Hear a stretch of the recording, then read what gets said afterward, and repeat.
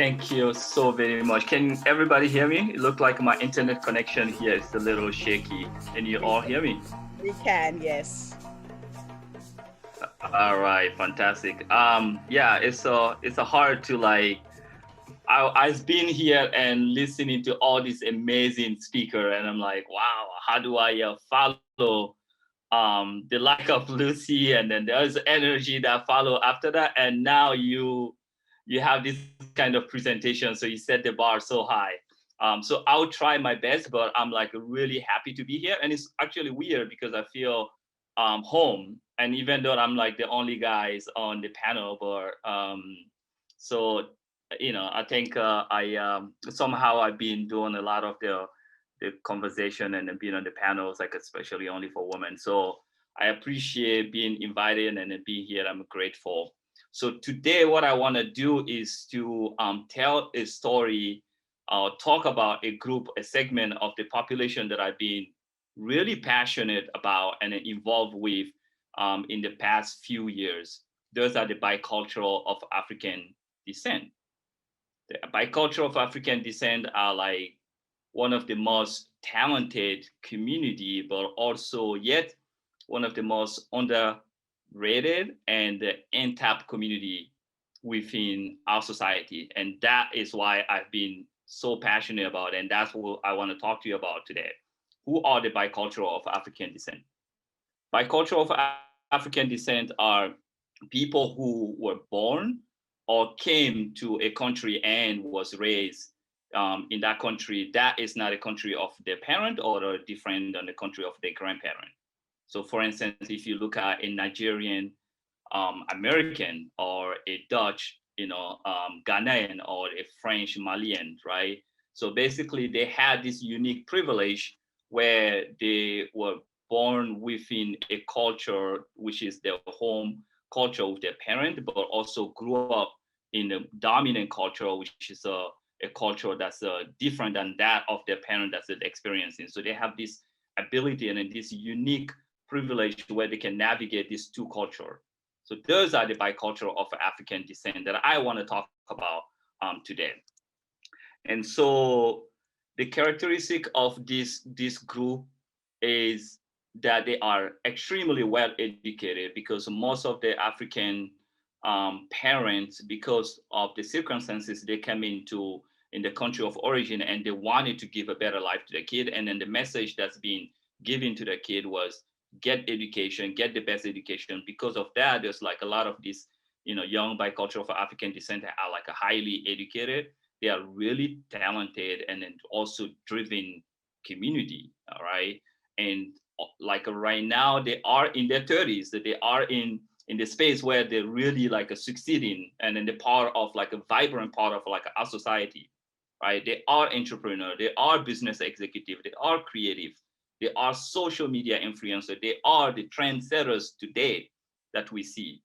But unfortunately, being a bicultural and then being African at the same time, there's been, I don't want to use the term negative narrative, but the narrative that the problem is like they have been not seen. They do exist, but it's almost like no one knows about them, and they've been grouped with the African diaspora community. And then, but they are this like a really different segment because their culture, their experience is totally different from that of their parents, right? And the fact is like they've been struggling with the idea of belonging or like the lack of a belonging. And this is a geographical belonging that stem from the fact that if they live in the country, in the dominant country, they feel like, no, I'm a Ghanaian, even though they live in the Netherlands, even though they live in the United States, even though they were born there. But when they go to Ghana and they are called not, Ghanaian, they are called American, they are called Dutch. So they feel this sense of like, I don't belong anywhere, but that's a geographical belonging. So there's this issue and also this identity crisis. And so this is being in general, like the bicultural, even beyond the African diaspora bicultural, this has been some of the stereotype that's been there, and then they grew up with this identity.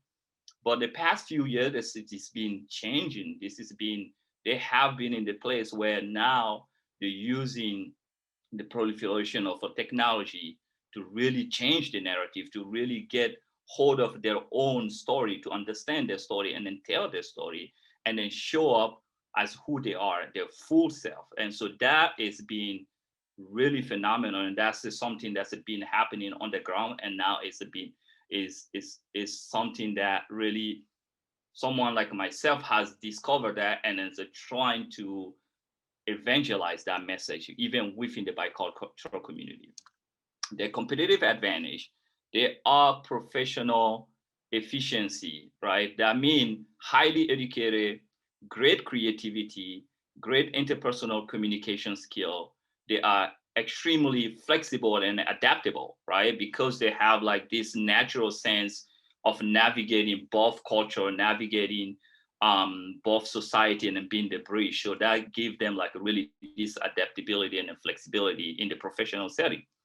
Cultural fluency, they have bilingual, right? Strong sense of communication because of that sense of bilingual or multilingual, if you should say it, right? The ability to engage and appreciate diverse group of people.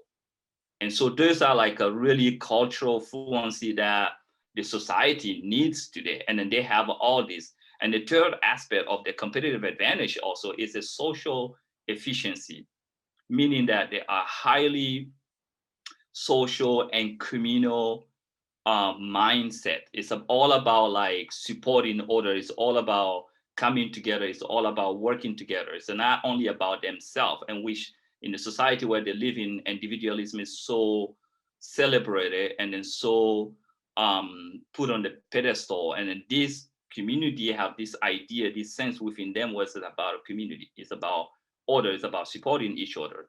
And they also have a strong sense of ethic and creativity that I mentioned before. So where does my story come in this? So well, to introduce myself, my name is Kemo Camara and I was born in Guinea, but I've been living for the past 20 years in the United States, in Germany, and also in the Netherlands, where I live right now in Amsterdam.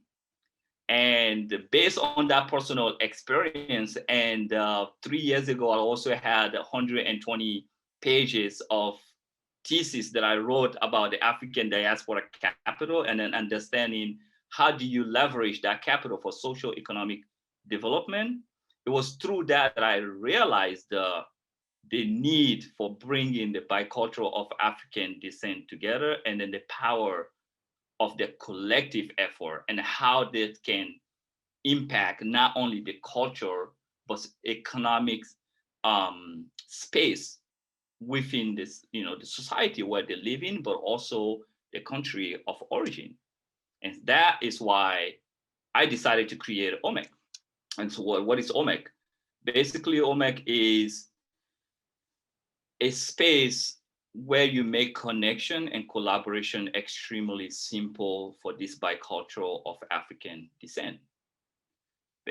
Right now, the idea is after speaking to so many of the bicultural professionals of African descent from all backgrounds, from all level, professional level, I realized that we all live in this black box, which means we all have walking on this path of creating a social change, of being part of something bigger than ourselves, of really craving the need of finding other bicultural of African descent who understand our story, who we don't need to explain ourselves, and then they get it, who feel like what we feel.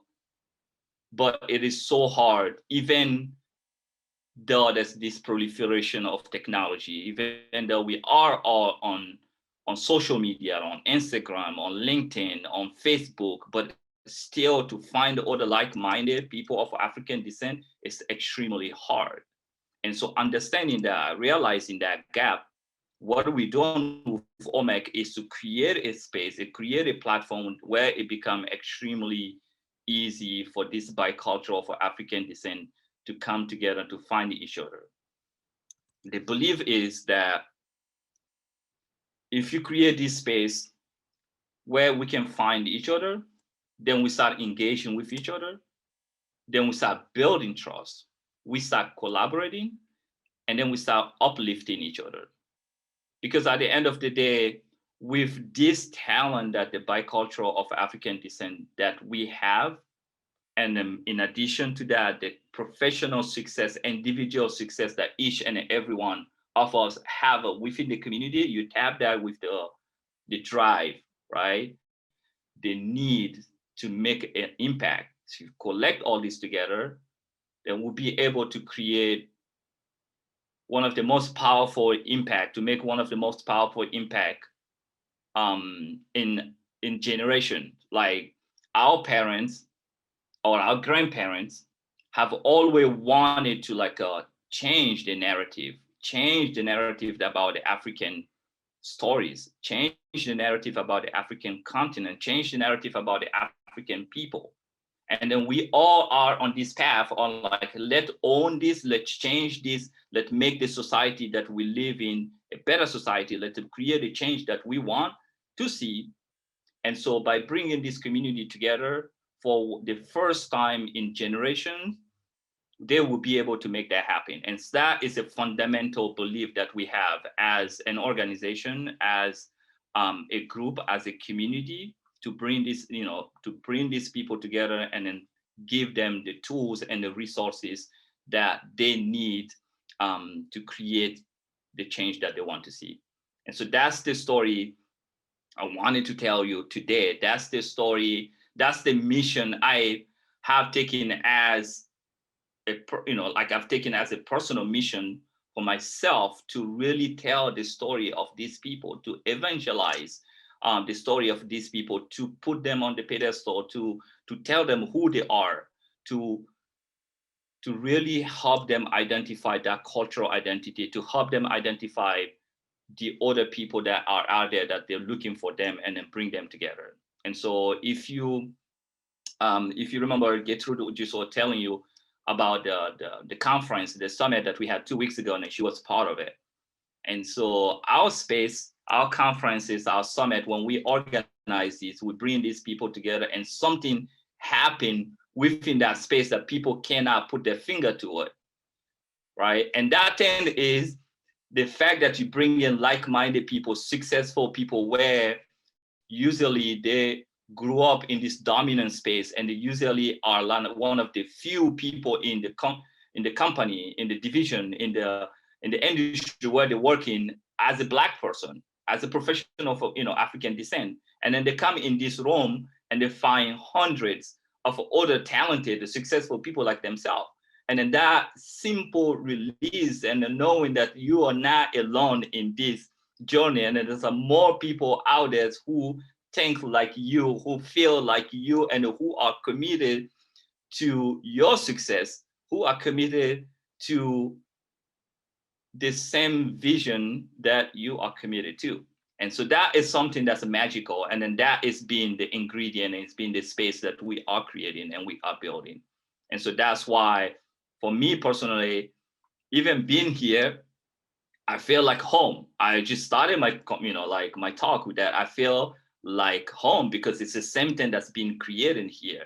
It's the same thing that's been, it's the same mission, it's the same vision, right? So you bring in like-minded of people together who understand, who speak the same language, and language of creating social equity, language of creating representation, language of like eliminating social injustice, language of supporting each other. And it's a feeling that I have, like being here, I'm like, oh, am I the only guy here? But I don't feel that way.